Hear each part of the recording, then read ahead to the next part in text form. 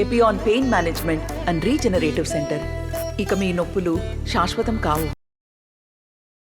మంచి జరగాలనే నిశ్చయంతో ఆయన 6 దిశలు మన యొక్క తెలంగాణ ప్రాంతంలో చేసినటువంటి అభివృద్ధి పనులను దృష్టిలో పెట్టుకొని ఎక్కడికక్కడ మీరు బాగా చూసినట్టయితే 24 గంటల కరెంటు కానీ మంచినీళ్ళు కానీ అదేవిధంగా రైతు బంధు కానీ రైతు నీరు కానీ అదేవిధంగా ఇక్కడ ఉన్నటువంటి తల్లిదండ్రులతో పిల్లలతో పాటు అనేక కార్యక్రమాలను నేను చూసినటువంటి మాట మరవకూడదు.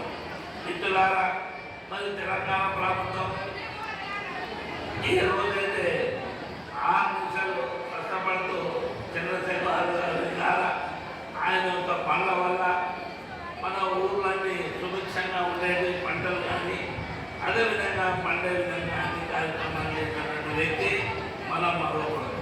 మిత్రులారా, దాని తర్వాత మరి 4 నెలల 5 నెలల కాలం అయింది కాంగ్రెస్ వచ్చిన తర్వాత వాళ్ళు వచ్చినాక ఏం పని అయింది, గతంలో ఏం పని జరిగింది 10 సంవత్సరాలు కేసీఆర్ అన్నప్పుడు కాంగ్రెస్ వచ్చినాక ఏం పని జరిగింది అనేది నేను వేరే చేసుకోవాల్సిన ప్రార్థిస్తున్నాను.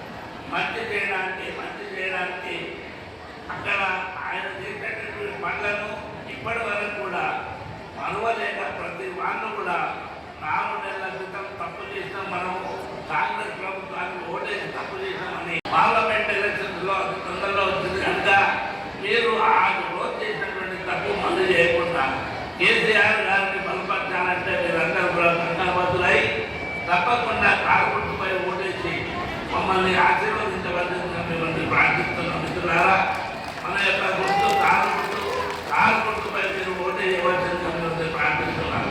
ఇంకోటి ఏంటంటే మన యొక్క కారు గుర్తు ఫస్ట్లోనే ఉంటుంది కనుక ఏదైతే ఇండియన్ చేయగానే ఫస్ట్లోనే మీరు కారు గుర్తుపై వేసి, ఎందుకంటే కారు గుర్తు అదేవిధంగా నా ఫోటో ప్లాన్లో ఉంటుంది, దాని మీద తప్పకుండా మీరు సింబల్ను చేసి మమ్మల్ని ఆశీర్వదించవలసింది ప్రార్థిస్తూ ఈ కార్యక్రమాన్ని ఇచ్చిన మీ అందరూ కూడా పేరు పేరున నమస్కారం పెడుతూ సెలవు తీసుకున్నాను. Thank you. నమస్తే అండి.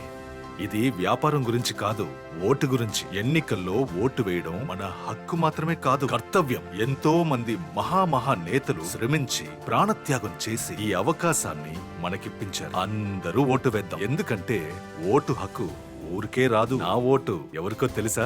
అది సీక్రెట్ అండి.